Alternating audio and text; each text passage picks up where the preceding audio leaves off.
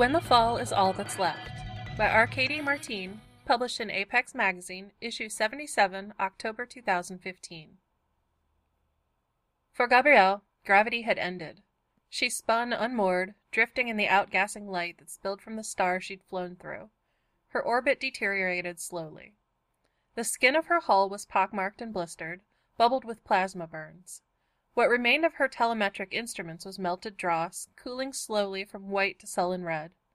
Where she had known gravity, conjured through spin and mathematics, there was a hollowness inside her mind, a colorless blank, not formed enough to even register as dark. "Like aphasia," she explained to Iris in the pilot's den. "A missing word with a shape I remember and can talk around." Iris floated, tethered by her ankle to the console with a torn-off length of electrical cabling, her pale hair a rough halo around her skull. Some of it had come loose from her scalp and was drifting alongside her. Nevertheless, under the simple electromagnetic spectrum of Gabrielle's internal vision, she appeared whole. The initial signs of damage were small and superficially within parameters. Bruised hollows under her eyes, a scattering of purpura rising to the surface of the visible skin of her throat and chest in a clutch of reddish dissolving capillaries.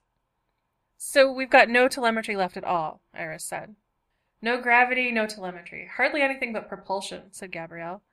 "I flew you through a star. Does it matter where we ended up afterwards?" "Only if we wanted to identify our position in a distress beacon." Iris reached out a hand, stroked the dark console with fingers that trembled. "Which would defeat the purpose of flying through a star in the first place. Did we lose them, Gabrielle?" Long-range scan was as gone as gravity, and aside from the solar glow of the star Gabrielle had torn through with her passage, local space was silent enough to her instrument's dead metal. She said, "Yes, Captain," and when Iris shut her eyes in relief, Gabrielle was glad to not know with more specificity. Their pursuers had surely seen them dive in past the star's corona. At the moment of plunging, Gabrielle had expected their survival to be symbolic at best.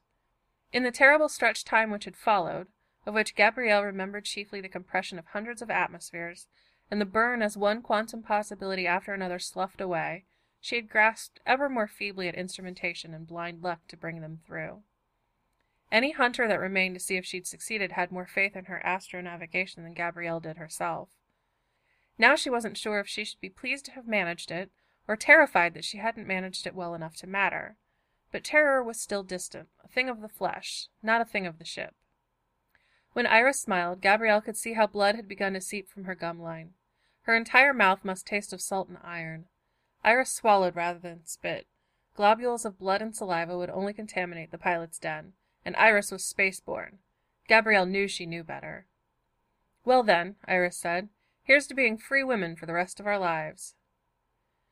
Gabrielle spun enough light to render a visible image of herself, a transparent version of her body as Iris would remember it, tall and red-haired and narrow through the ribs and at the wrists.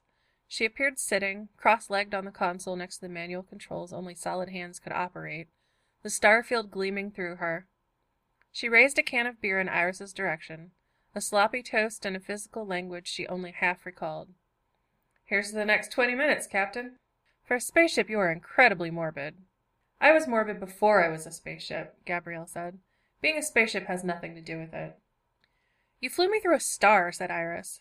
"That would have been functionally impossible before you were a spaceship." Gabrielle made her image laugh, the head thrown back, the line of the throat exposed and open, the shoulders shaking.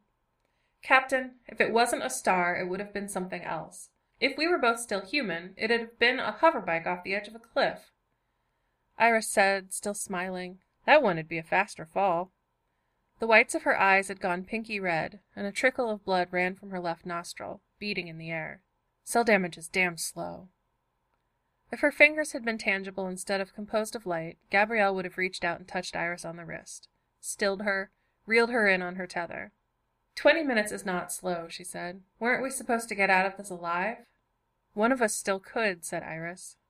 "Captain," Gabrielle said. "Iris, even if I had a cargo hold full of blood and bone marrow to transfuse you with, which I don't, vitamins and clean living aren't enough to get me through the level of exposure I just got, I know." It was comforting that Iris had said it first. Gabrielle nodded, shrugged her image's shoulders apologetically. "I estimate," Iris went on quite deliberately, her eyes fixed on some middle distance, "based on how much my head hurts, and the degree of nausea I'm experiencing, that of our 20 minutes I've got 10 before I'm in the kind of neurological distress that won't be any good to you at all. Seizures, cognitive incapacity, coma, etc. Gabrielle held out translucent hands to Iris on long unused bodily instinct. Then, ashamed, she vanished them, along with the arms they were attached to and most of the torso, leaving her a sketch of legs, a hip, a face dissolving in the light. One half of Iris's mouth quirked upward. "Hey, Gabe," she said. "It won't be that bad, I think." "Kind of disagree, Captain," Gabrielle said. "Come on," Iris told her, twisting to untether herself with shaking hands. "Just 'cause I'm dealing with at least a couple thousand radians of exposure, that doesn't mean you're going to die. Floating in dead space without telemetry and watching over your corpse while my orbit degrades sounds like the highlight of my experience as a ship, yeah. Thought I might speed it up a little. Dive back into the star. Afterward." Iris pushed off the console and floated down the short hallway between the pilot's den and the cabinet where the guts of the ship lived, safe behind paneling designed to keep out as much cosmic radiation as possible. A small cloud of blood swirled into a perfect sphere in her wake. "Yeah, that sounds pretty grim," she said. "It's a stupid plan. We wanted to be free. Open your hatch, would you?" At Gabrielle's command, the cabinet unfolded like a flower. Beneath were wires and cabling, a deep nest of circuitry. Iris stared at it for nearly a minute. "Damn, you're a long way down in there," she said. "You can't fix the telemetry by rearranging my circuitry by hand, Captain," said Gabrielle, "even if you had 10 hours and not 10 minutes. "Not quite what I had in mind," said Iris, and then abruptly spun herself around to vomit strings of blood and bile, hunched around her abdomen in midair. "Iris!" Gabrielle said, panicked and loud on every speaker. Iris huddled in on herself, scrubbing the back of her hand across her mouth. The pressure left bruises, a streak of purple across her cheekbone. "Fuck. Okay, Gabe, honey, I've got a question for you." "Anything. Ask me." "Back when we met on the station, when we were kids, you used to pilot with just math in your fingers on a joystick." "Yeah," Gabrielle said. "I did. It's why they let me be a ship. Best scores in the sector. I knew you'd remember." "I remember."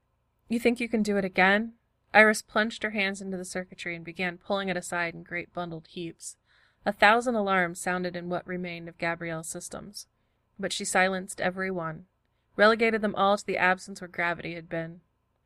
"What do you mean?" she asked.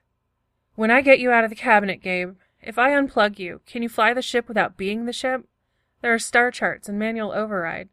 You just need to do the math." Iris's fingers inside the circuits left wet patches, shorts, and sparks. Gabrielle realized that her fingernails must be bleeding.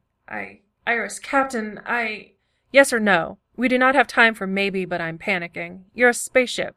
You're not supposed to be able to panic anyhow." "You're about to unspaceship me and die," Gabrielle said. "I think I'm entitled to panic." "Yes or no, honey?" The blank space that had been gravity yawned. Its edges were wider than before, and Gabrielle did not have words for what it might have already devoured of her, or what might be left if her human body was removed from the slow cascading failure of the ship. "I don't know," she said. The sound Iris's lungs made when she sighed was raw and fluid-filled, ending in a cough. "Figure it out while I get you free, then," she said, and plunged her hands wrist-deep into the wires, tearing. The coffin Gabrielle's old body was entombed in was reinforced plexiglass and lead-coated steel, perforated with wires and plastic tubing. It was hardly longer than her body had been tall, and held the flesh she'd worn, paralyzed in a permanent, barely living stillness. The eyes she used to see Iris bring it up into the light were ship's eyes, cameras, and infrared scopes. To those it was entirely foreign, never before visible. It was smaller than Gabrielle thought of herself to be, and more fragile, even bounded around with protective radiation shielding. A seed at the heart of the ship she was, and nothing more. The automatic functions of the ship were located in the wires that Iris was unplugging from the coffin, and in the physical mainframe that surrounded it. The body that had become the ship was merely wetware, useless for keeping an entire star-traversing machine in good function. Human neurobiology was not complex enough to host the vast quantum particle circuitry that faster-than-light travel required, but it was by virtue of her sentient, observing mind that Gabrielle could pick out, from 1,000 ship-generated paths, the one which would subsume the others and become real. Looking at the coffin now, at the curled and bony flesh within it, she thought of it as a hand or a foot, a useful part of herself that did not and could not possibly contain her consciousness. Iris, gray-green and breathing in rapid gasps, swiped her hand through the last of the wires on the top of the coffin and unlatched it. Gabrielle's camera eyes went dark. She saw nothing, felt nothing, reached for the idea of sight and found it as impenetrable as gravity. "Gabe," said Iris, thickly. "Gabe, can you hear me?" "I can hear you," Gabrielle said, and did not know what speaker she spoke out of. There was a squelching wet touch on the back of her neck. Waking to the flesh was a startling horror. Gabrielle was one long scream of useless tissue, still pinned by the largest cable rooted to the base of her skull, a blind sack of desiccant guts. She felt the ship that she was, as it whirled around her, unsynced and in falling orbit, and then slipped entirely separate, a seed squirted out from a mouth. The sound of retching brought her hearing. The feel of Iris's hand sliding clumsily over her cheek and unscrewing the cable bolted to her neck brought her touch. Gravity was still over. She floated free of the coffin and opened her eyes to an inchoate blur, a sweep of colors and the light pouring into the ship from the stars outside. Some of the blur resolved into Iris, slumped next to the cabinet, floating with her head bowed over her knees. Gabrielle tried to maneuver herself through the air, come closer to her. Her flesh strained for oxygen, heaved its lungs for her sake, trembled her hands. "Oh," said Iris. "It did work." Her voice slurred. With new-claimed lungs, Gabrielle said, "Captain." Iris did not respond. Gabrielle reached out, brushed her fingers along the line of bruises stretching from the corner of Iris's mouth to her hairline. More of her hair came loose at the touch. "God damn it," Gabrielle said, and then, "Can I panic now?" "Wait a day," Iris said. After you get somewhere new. Would be ideal." "I'm sorry," Gabrielle said. "I could put you in the coffin. It might keep you alive long enough." Iris did not laugh or open her eyes. Blood leaked from her tear ducts while she smiled, while she shook her head. Gabrielle could imagine it was a seizure tremor and not a negation, could hope with the rush of hope that wearing flesh allowed. But for the memory of having been her captain's ship, she did not. "We almost got out clean," she said instead, and took Iris's hand. "I'm going to pour you so many drinks before someone shoves me into another ship." Her fingers squeezed. She lasted 29 minutes, which was 9 more than she ought to have.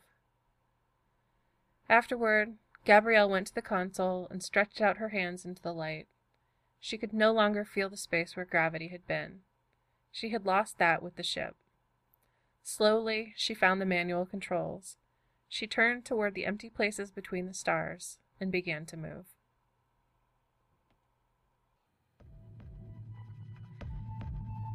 Arkady Martine is a speculative fiction writer and, as Dr. Anna Linden Weller, a Byzantine historian. In both roles, she writes about border politics, rhetorical propaganda, and liminal spaces. She was a student at Viable Paradise 17. Arkady grew up in New York City and currently lives in Uppsala, Sweden. Find her online at arkadymartine.wordpress.com or on Twitter as @ArkadyMartine. This Apex Magazine podcast was performed and produced by Lisa Schinninger. Music used with kind permission of Alchemy. Apex Magazine podcast, copyright Apex Publications.